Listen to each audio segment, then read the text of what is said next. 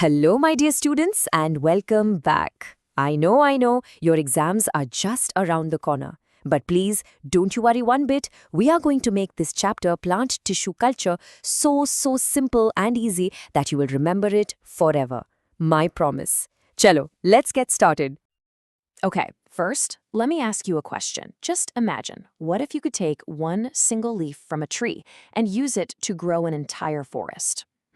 Sounds like something from a movie, right? A science fiction movie? Well, what if I told you it's actually real? Yes, it is absolutely possible. Okay, maybe not a whole forest just yet, but the idea is exactly the same. Just look at this. This entire healthy tomato plant right here was grown in a laboratory from just a tiny little piece. This, my dear children, is the magic of plant tissue culture. And today, you are going to become the magicians. Right, so let's dive in. Before we learn the technique, the how-to, we first have to understand the secret behind it all, the one special superpower that only plant cells have. So, what even is plant tissue culture?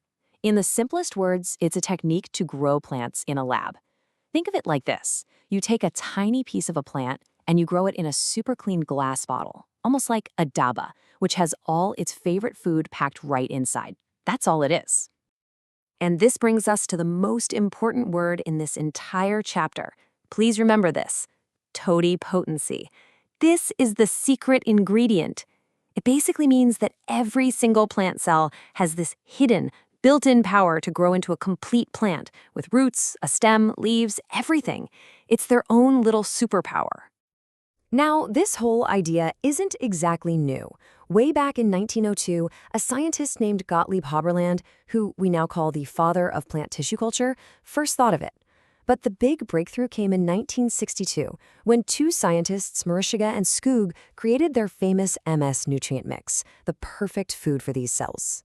By 1972, scientists were even fusing cells from different plants, and by 1993, this led to amazing inventions like golden rice.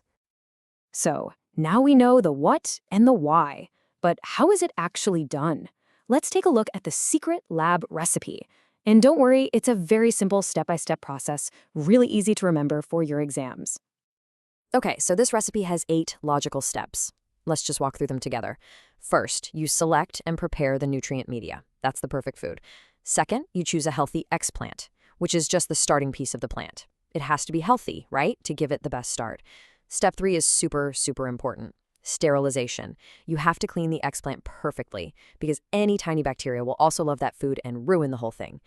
Next is inoculation, a fancy word that just means you carefully place your clean explant onto the media. Then, incubation. You put the container in a growth room with the perfect light and temperature. As the shoots appear, you transfer them to new media to grow bigger, and then again to a special rooting media to grow roots. And finally, the last step is hardening. You see, a lab-grown plant is like a baby, so you have to slowly get it used to the real world of soil and sunlight. See? A simple, logical journey. And this picture shows that whole journey perfectly. You can see it right here. The tiny explants being placed on the media, then developing little shoots, then the roots, and finally becoming a complete plant that's ready for a pot. It's the same 8-step recipe we just talked about, happening right before our eyes. So what exactly is in this special food, this nutrient media? Well, just think of it as a perfect Indian thali for the plant cell. You've got your inorganic nutrients, which are like the dal and sabzi. The carbon source, usually sucrose, is the roti or rice for energy. The vitamins are like a healthy salad on the side. And most importantly, you have growth hormones. This is the magic masala that tells the cell what to do. And it's all held together on a jelly-like substance called agar. Now, speaking of that magic masala, exam tip. This is a very common question, my bachas. Pay attention. What are the 2 most important hormones that we use in this process? Do you know? The answer is auxins and cytokinins. And I have a simple trick for you to remember what they do. It's all about the ratio. Just remember, if you add more auxins, you get more roots. If you add more cytokinin, you get more shoots. So by controlling this ratio, you are the boss. You can tell the plant exactly how you want it to grow. Okay, this is all very cool science, but you might be thinking, sir, why does this matter? Well, let's look at how this lab technique gives us real-world superpowers to solve big problems for our farmers and for our country. So, superpower number one is micropropagation. This is basically like a photocopy machine for plants. You can take one excellent plant and make millions and millions of identical copies, or clones. It's incredibly fast, you can do it any time of the year, and it's amazing for saving rare plants that are about to disappear. So, just how big is this in India? Let's take bananas. How many banana plants do you think are produced every year in India using this technique? A few lakhs, maybe? No, it's 400 million. That is 40 crore banana plants every single year, all starting from tiny pieces in a lab. The scale is just unbelievable.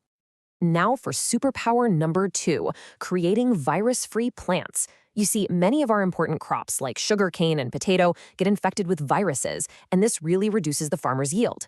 But here's the secret. The very, very tip of the plant, called the apical meristem, is usually free of any virus. So scientists can just take this tiny, clean tip and grow a whole new healthy plant from it. This ensures a healthy crop for our farmers. And now for the most mind-blowing superpower of them all, creating somatic hybrids. You know, normally you cannot cross a potato plant with a tomato plant. It's impossible. But in the lab, scientists can actually remove the cell walls of both plants and fuse their cells together to create a hybrid. They actually made a pomato, a plant that was part potato and part tomato. It's like something out of a cartoon, but it's real science.